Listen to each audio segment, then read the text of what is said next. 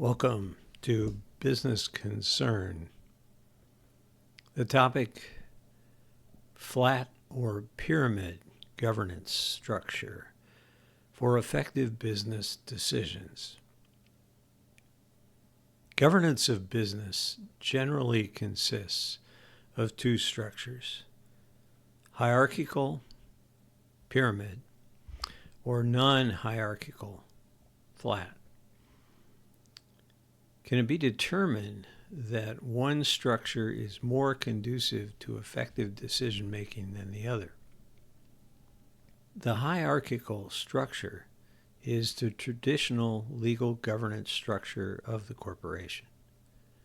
That structure creates an overall executive officer, a president or chief executive officer, a vice president, secretary, and treasurer. Other officers are added to the structure for administration of other common departments such as human relations and technology. Below the officers in the structure are managers who are charged with operations and report to the officers. This structure may be multi-layered and can get quite complicated. Non-hierarchical structures generally use teams, where each team has a responsibility or a project. Team members are encouraged to self-direct and to be innovative. There are few levels of authority. Multiple teams can make organization and coordination of teams difficult. Advocates of non-hierarchical structures believe that structure makes businesses more adaptable and able to act quickly.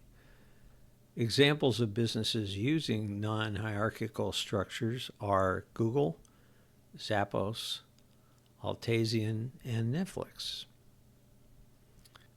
Because I advocate dynamic planning, that is, utilizing a plan format providing immediate communication of decisions among involved parties, and involving a group as part of the decision-making process, often it is assumed that I prefer a non-hierarchical structure. With the question being, is one structure generally better than the other? My answer is no. Either structure can produce excellent decision-making results. And in certain circumstances, one structure might be better suited than the other, but it cannot generally be stated that with respect to decision-making, one will produce better decisions than the other. Business planning, whether strategic, that is to say long-term, or operational, short-term, is a series of decisions. Consistently good decisions lead to business success.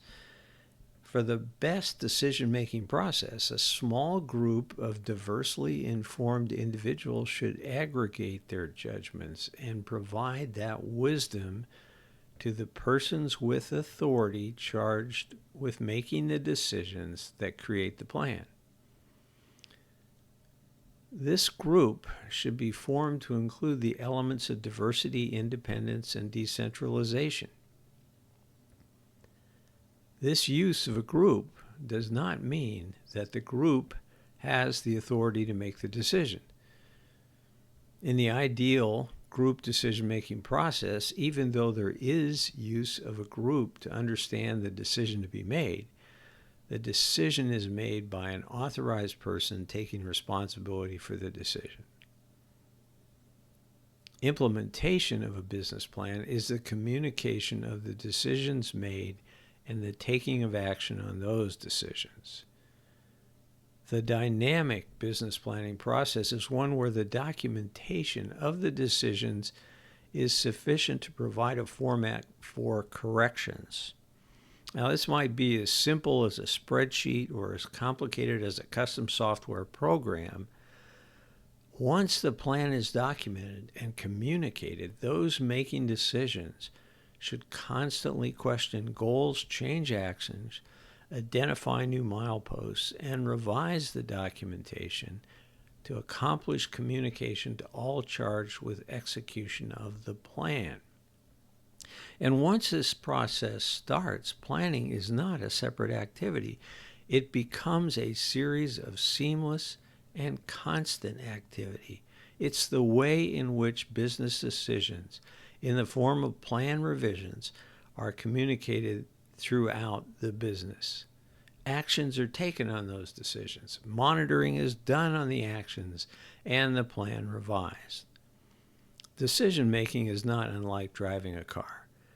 The initial route is critical, but many times the decisions made along the way are what makes possible arriving at the destination safely and on time. In any given business circumstance, to the extent the structure enables dynamic planning, communication of the decisions revising the plan, the more effective that structure will be. The challenge presented by the non-hierarchical structure is that of authority and accountability. It needs to be understood who is responsible for making the decision, understanding when it should be revised, and communicating the revision. While the team structure can be more conducive to innovation and creativity, the relationships between teams can become complex and orientation to specific goals difficult.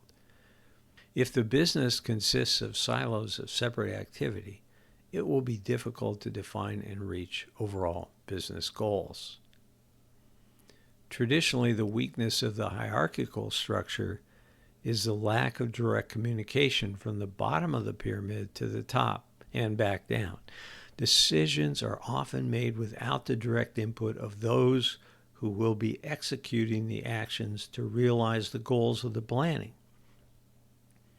Once decisions are made, those at the lower levels of the pyramid are often not informed about the decisions.